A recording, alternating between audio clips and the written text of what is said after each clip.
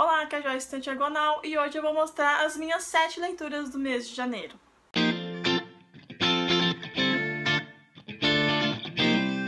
Bom, eu iniciei o mês então lendo Um Tom Mais Escuro de Magia, que é da autora V.E. Schwab, ou Victoria Schwab. Esse livro já tem resenha no canal e também já tem resenha no blog, eu vou deixar ambos os links por aqui.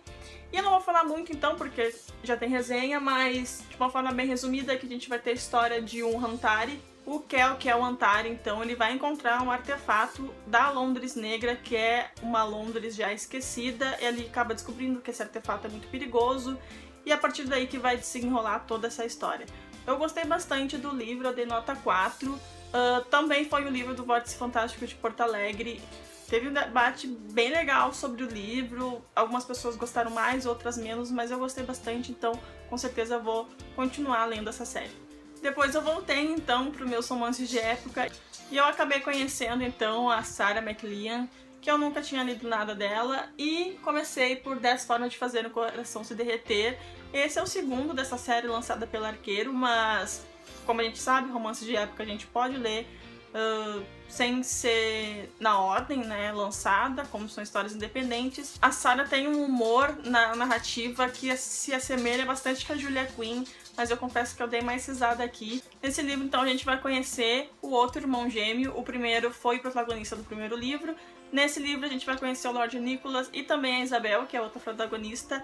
Eu gostei muito dos dois personagens, eles são muito engraçados juntos. Essa autora me surpreendeu bastante, eu tô gostando muito de conhecer ela. Depois, então, eu peguei O Último Adeus, da Cynthia Handy, que saiu pela Dark Side. Esse livro eu protelei bastante pra começar a ler ele, porque eu sabia que seria uma história muito tocante, que eu ia me envolver bastante, e realmente foi isso. É uma história bastante densa, conflituosa e extremamente emocionante. Aqui a gente vai ter como o assunto, então, pano de fundo, o suicídio. Aqui a gente vai ter a protagonista, que é a Lexi. Ela acabou de perder o irmão que cometeu suicídio.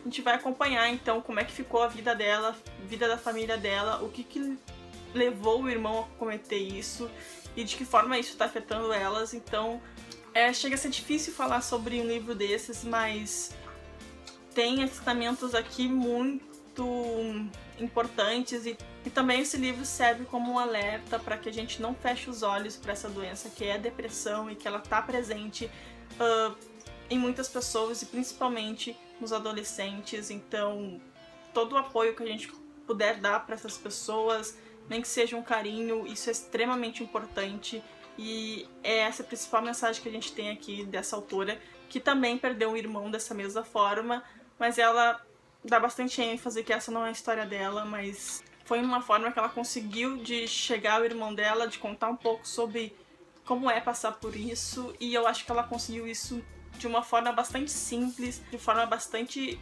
profunda e respeitosa, e eu recomendo esse livro para todo mundo, porque com certeza vai ser uma experiência de leitura muito positiva. Depois eu peguei então o livro da Ryan Grounding, que é Lobo por Lobo. Eu já li A Cidade Morada, vocês já estão cansados de me ouvir falar sobre esse livro aqui, mas esse livro tem uma pegada bem diferente. Aqui a gente vai ter um verdadeiro e se. E se o Hitler tivesse ganho a guerra, se ele tivesse ganhado apoio mundial, como que a nossa sociedade estaria hoje, como é que a gente ia enfrentar isso, quais seriam as consequências. Aqui a gente vai conhecer a El. A El ficou durante muito tempo presa dentro de um campo de concentração, e lá ela passou por diversos testes físicos, porque, como a gente sabe, o Hitler estava buscando a pureza da raça ariana, vamos dizer assim. Então foi feito diversos testes e a El foi uma dessas cobaias, e acabou que os testes na El deram certo. E deram tão certo que ela conseguiu usar disso que aconteceu com ela, que foi uma mutação, para fugir desse campo de concentração, e ela acabou se unindo então à resistência. A resistência então está buscando matar Hitler e acender a chama então dessa revolução, e a missão da El é vencer o Tour do Eixo, que é uma corrida de motocicleta que acontece por toda a Ásia e a Europa. Só que não é fácil ganhar essa corrida, ela vai ter que se passar por outra pessoa, então ela vai ter que se relacionar com as pessoas que essa outra pessoa, que é a Adele Wolf, se relacionou no ano passado, que foi o ano que ela venceu essa corrida. Então não vai ser fácil, aqui a gente vai ter a Elle tendo que lidar com tudo isso, e vai ter outros personagens que vão acabar se envolvendo com ela, que vão colocar talvez em xeque essa missão dela. Não foi uma leitura assim surpreendente, sabe, que me deixou ansiosa pelo próximo, mas mesmo assim foi uma leitura muito agradável. Gostei de ter todo esse pano de fundo da Segunda Guerra Mundial, e eu acho que a autora trabalhou isso de uma forma muito real, apesar de ter aqui um elemento fantástico. Mas eu gostei bastante, eu recomendo para quem quiser conhecer essa autora, e também recomendo Cidade Murada, que é outro livro dela muito bom. Depois eu peguei então Bom Dia, Verônica. Se não saiu a resenha ainda aqui no canal, vai sair muito em breve, porque eu já gravei ela e já tá upado aqui no YouTube. Mas assim, eu gostei bastante do livro, foi uma história que me prendeu, mas eu tive alguns problemas quanto à personagem principal, quanto à narrativa também, e em alguns pontos do enredo que eu achei meio que surreais. Eu falei exatamente essas coisas na minha resenha, então eu não vou falar muito, mas de forma bastante resumida, a gente vai ter a história da Verônica, que é secretária de um delegado em São Paulo. Então cai nas mãos da Verônica dois casos bastante tensos e complicados, e ela vai começar a investigar tudo isso sozinha e vai acabar colocando não só a vida de outras pessoas em jogo, mas também a vida dela mesma.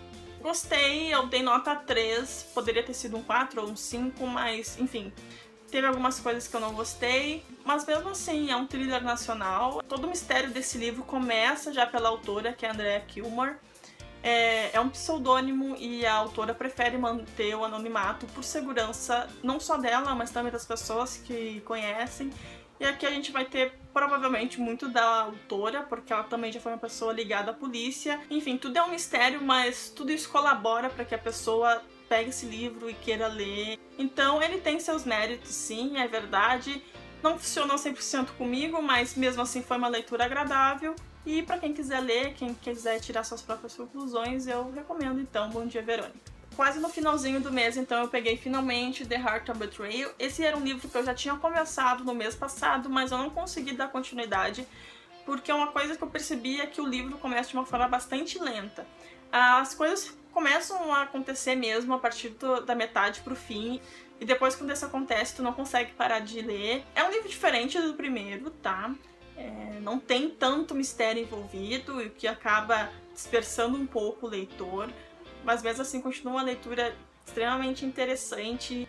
Aqui a autora vai expandir então essa mitologia, a gente vai entender mais sobre a história por trás desses reinos, que é Venda, Morrigan e Dalbreck. Eu gostei bastante que esse livro foca muito num personagem especial, e se vocês já viram eu falando aqui sobre The Kiss of Deception, sabe que eu tava um pouco mais inclinada a um dos personagens. Ele continuo gostando dele, mas aqui nesse livro ele só cumpriu o papel dele, mas o outro personagem surpreende, a história por trás dele surpreende, então eu fiquei muito dividida agora. Continua não sendo um triângulo amoroso tão descarado, mas eu senti que a autora ela quis colocar um pouco mais disso pra, não sei, de repente prender mais o leitor, não sei. Então tá aí, a minha penúltima leitura foi The Heart of Betrayal. E no final do mês, então, eu peguei Molambolengos, que é da Evangeline Lilly, que é essa história, então, mais direcionada pro público infantil, mas isso não te impede de tu ler e que tu se sinta tão tocado pela leitura quanto uma criança poderia se sentir.